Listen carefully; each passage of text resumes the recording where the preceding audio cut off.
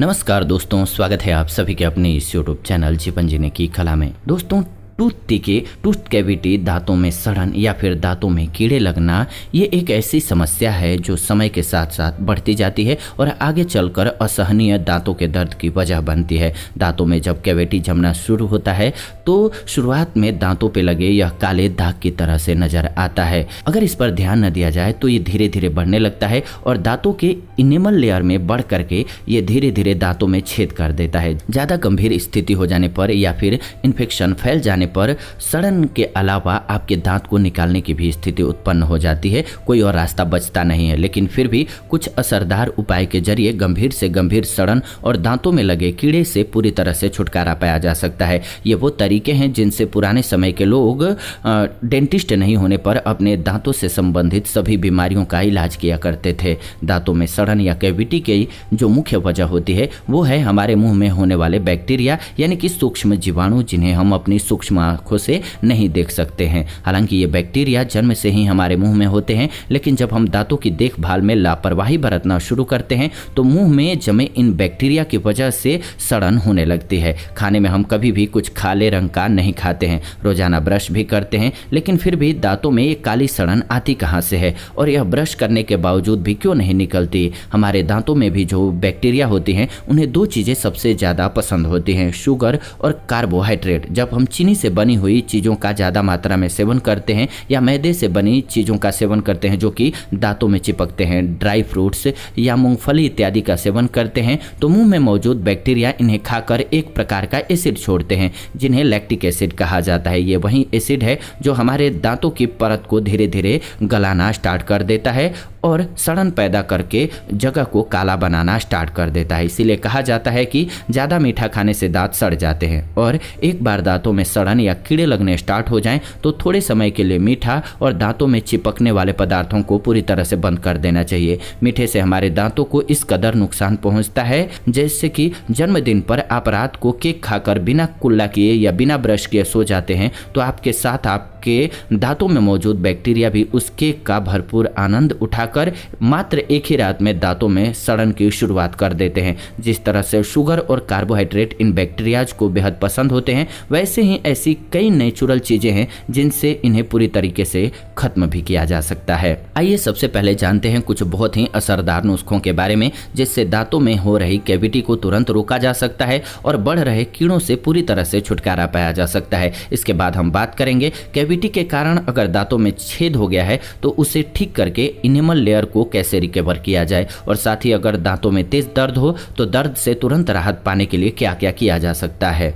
ये जानना बहुत जरूरी है। और एक काम और कीजिए कि प्लीज वीडियो को लाइक, शेयर और कमेंट जरूर कीजिए ताकि अन्य लोगों तक पहुंच सके, हमें बहुत खुशी होती है। पहला उपाय आइए जानते हैं। तिल और लौंग को दांतों में बढ़ रही कैविटी को रोकने के लिए बहुत ज्यादा फायदेमंद माना जाता है। लौंग के अंदर एंटी माइक्रोबियल, एंटीसेप्टिक, एंटीबैक्टीरियल और एंटी फंगल प्रॉपर्टीज पाई जाती हैं जिसके इस्तेमाल से दांतों को गलाकर खोखला करने वाले बैक्टीरिया तेजी से कम होने लगते हैं। एक चम्मच तिल के तेल में 3 से 4 बूंद लौंग का तेल डालकर इससे रोजाना सुबह खाली पेट कुल्ला करें। इसके साथ ही तिल के तेल और लौंग के तेल को बराबर मात्रा में मिक्स कर लें और कॉटन की सहायता से दांत के आकार के बराबर बॉल बना लीजिए और उस तैयार तेल में उसको डुबो दीजिए। उसके बाद इस कॉटन बॉल को कैविटी वाले दांतों के बीच में 10 से 15 मिनट दबा करके रखें। रुई की छोटी बॉल दांतों के बीच में रखने से ऑयल लगातार दांतों के बीच में जाता रहता है। इससे पहले दूसरे दिन में ही काफी अच्छे रिजल्ट मिल जाएंगे आपको और दांतों का दर्द पूरी तरह से ठीक हो जाएगा। दिन भर में 2 से 3 बार इस प्रक्रिया को अपनाने के लिए एक छोटी सी प्लास्टिक की डिब्बी में 3 से 4 लौंग के तेल में भिगोई हुई कॉटन बॉल को अपने पास रख लीजिए और हर बार खाना खाने के बाद कुल्ला करके इसे 10 मिनट के लिए अपने दांतों के बीच में दबा लीजिए। इस तरह से यह बढ़ रही सड़न को दुगनी रफ्तार से ठीक कर देगा। और तिल और लौंग का तेल चाहेंगे तो आपको किसी भी आयुर्वेदिक दवाई की दुकान से या पंसारी की दुकान से आसानी से 30 से 40 रुपए में मिल जाएगा। और अगर आप चाहें तो इसे ऑनलाइन भी खरीद सकते हैं, आसानी से मिल जाने वाली चीज है ये।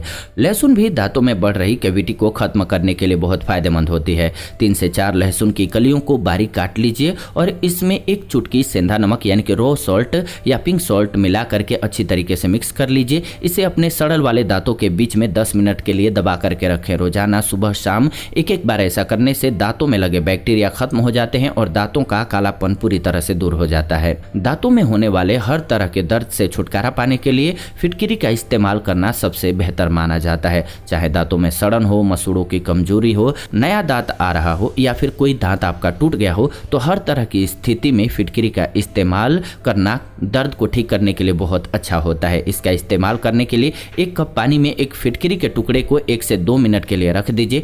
इसके बाद इस पानी को चम्मच से हिला करके इसमें डाली गई फिटकिरी को बाहर निकाल लीजिए। तैयार पानी को अपने मुंह में रख करके 3 से 4 मिनट के लिए घुमाते रहिए। इस प्रक्रिया को दिन में 2 से 3 बार दोहराइए। लगातार ऐसा करने से 4 से 5 दिन में ही गंभीर से गंभीर दांतों के दर्द की समस्या पूरी तरह से ठीक हो जाती है। अगर आपके दांतों में कैविटी की वजह से छेद हो गया है तो कालापन हट जाने के बाद भी दांतों में छेद रह जाता है। इसे भरने के लिए बहुत जरूरी है कि अपनी डाइट में कैल्शियम, मैग्नीशियम और प्रोबायोटिक्स के साथ ही फैटी एसिड्स का भरपूर मात्रा में सेवन करें, क्योंकि यह सभी चीजें दांतों के इनेमल को तेजी से रिकवर करने में सबसे ज्यादा फायदेमंद होती है। कैल्शियम और मैग्नीशियम के लिए रोजाना रात को दूध का सेवन करें और दिन के समय कम से कम 1 कटोरी दही का सेवन करें। इन दोनों में ही विटामिन डी, कैल्शियम और मैग्नीशियम की मात्रा काफी ज्यादा होती है। दूध में कैल्शियम की मात्रा तेजी से बढ़ाने के लिए हफ्ते में 3 बार 1 चुटकी खाने वाले चूने का इस्तेमाल कर लिया कीजिए। गर्म पानी के साथ भी कर सकते हैं, चावल में भी डाल सकते हैं। इसके बाद जो चूना पान में डाला जाता है उसी का इस्तेमाल कीजिएगा। ध्यान रखिएगा खाने वाले चूने का ही बस इस्तेमाल करना है। अगर दांत ज़्यादा गल चुके हैं तो इसके लिए कैल्शियम, मैग्नीशियम और प्रोबायोटिक्स के सप्लीमेंट्स का भी इस्तेमाल किया जा सकता है। सप्लीमेंट्स को अपनी डाइट में शामिल करने से गले हुए दांत भी बहुत तेजी से ठीक हो जाते हैं और साथ ही इनका कोई साइड इफेक्ट भी नहीं होता है। और वैसे तो दांतों में जब छोटा सा काला निशान दिखाना स्टार्ट हो उसी वक्त से सतर्क हो जाना चाहिए। लेकिन अगर दांतों में सड़न या कैविटी जमा हो चुकी हो तो दिन में 2 बार ब्रश करना स्टार्ट कीजिए। खाने के बाद कुल्ला कीजिए। खाने में मीठी चीजें जितना कम हो सके उतना कम कर दीजिए और ऐसी चीजें बिल्कुल मत खाइए जो दांतों में चिपक जाती हों।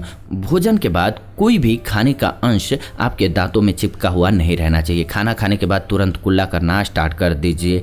इसी बचे हुए भोजन के अंश में जो कि आपके दांतों में बच जाते हैं, यही बैक्टीरिया और सड़न पैदा करने के कारक हैं। पानी का ज़्यादा से ज़्यादा सेवन करें। धूम्रपान, तंबाकू या गुटखा इत्यादि जैसी चीज़ों से दूरी बनाए रखें। घरेलू उपाय के साथ साथ अगर आप इन सभी सावधानियों का भी ध्यान रखते हैं तो दांतों में सड़न और कैविटी की समस्या बहुत कम समय में ही बिना डॉक्टर की मदद से भी पूरी तरह से ठीक हो सकती है।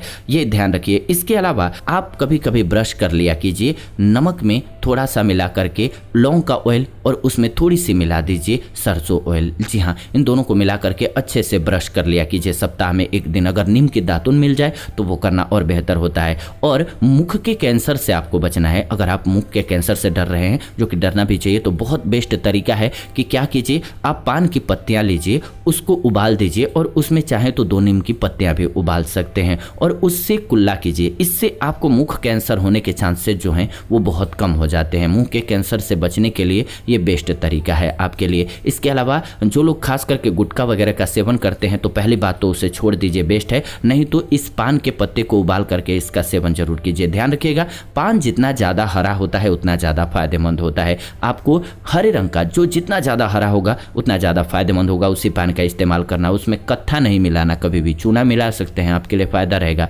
लेकिन कत्था मत मिलाइएगा। आप उबाल करके पानी से कुल्ला कर सकते हैं या फिर डायरेक्ट पान की पत्ती को चबा भी सकते हैं, लेकिन क्या करें, सिर्फ और सिर्फ उसमें चूना मिलाएं। इसके अलावा कुछ भी आपको नहीं मिलाना है। हाँ, सौंफ मिला लेते हैं तो वो आपके लिए गुणकारी रहता है, उसमें कोई दिक्कत नहीं है, लेकिन आपको खैर जो बोला जाता है वो कभी भी नहीं मिलाना चाहिए।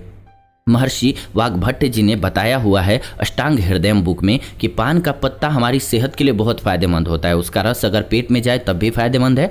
आप थूक देंगे तो भी आपको मुख के बैक्टीरिया को खत्म करके मुख की सफाई करेगा, मुख के दुर्गंध को दूर करेगा, पायरिया को दूर करेगा। बहुत अच्छी औषधि है, क्योंकि बैक्टीरियाज को मारेगा तो आपके कैंसर की भी समस्या नहीं होगी। लेकिन ध्यान रखें, जब इसमें आप खैर मिला देते हैं तब कत्था मिला देते हैं, ये बहुत ही खतरनाक बन जाती है और आपके कैंसर को दुगनी रफ्तार से बढ़ाने लगती है। एक तरफ दुगनी रफ्तार से कैंसर को खत्म करती है जब इसमें नहीं मिलाते हैं आप कत्था तो, और कत्था मिला देंगे तो वही आपके लिए जहर बन जाता है। ये समझना बहुत जरूरी है। ऐसे ही विरुद्ध आहार में भी होता है। तो विरुद्ध आहारों के बारे में हमने बताया हुआ है इस चैनल पे, आप जरूर उस वीडियो को देखिए जिसमें हमने बताया हुआ है कि किन चीज़ों को किस चीज़ के साथ नहीं खाना चाहिए। क्योंकि हम सभी बहुत सी चीज़ें हैं जो पौष्टिक समझते हैं और खाते हैं, जैसे कि दूध हो गया, प्रोटीन वाली चीज़ है, इसको खाते हैं और केले को साथ में मिक्स कर लेते हैं या फिर किसी भी प्रकार का इसके साथ नमकीन खा लेते हैं या खट्टा खा लेते हैं, तो ये हमारी सेहत के लिए बहुत नुकसानदायक होता है। तो ऐसी ही चीज़ों के बारे में हमने इस चैनल पे बताया हुआ है, तो आप ज़रूर उस वीडियो को देखिए, आपके पूरे जीवन काम आने वाली बेस्ट जानकारी है वो। साथ ही साथ इस चैनल के साथ बने रहिए। क्यों ऐसा हम कह रहे हैं? बने रहने के लिए आप चैनल को सब्सक्राइब कर लीजिए, बेल नोटिफिकेशन को ऑन कर लीजिए। कर लिया आपने?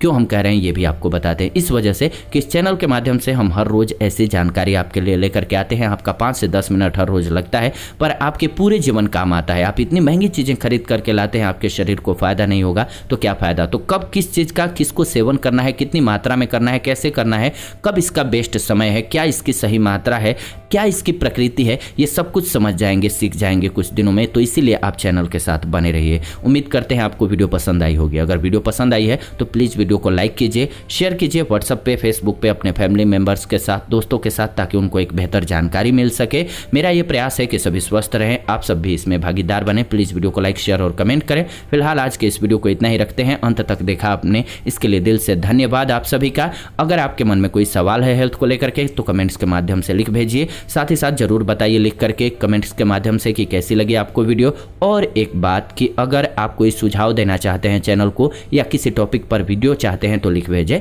कमेंट्स के माध्यम से, हम उस पर जरूर ध्यान देंगे। फिलहाल आज के इस वीडियो को इतना ही रखते हैं, विदा लेते हैं आज की इस वीडियो से। जुड़ेंगे नई वीडियो में, तब तक खुश रहें, स्वस्थ रहें। धन्यवाद, नमस्कार दोस्तों।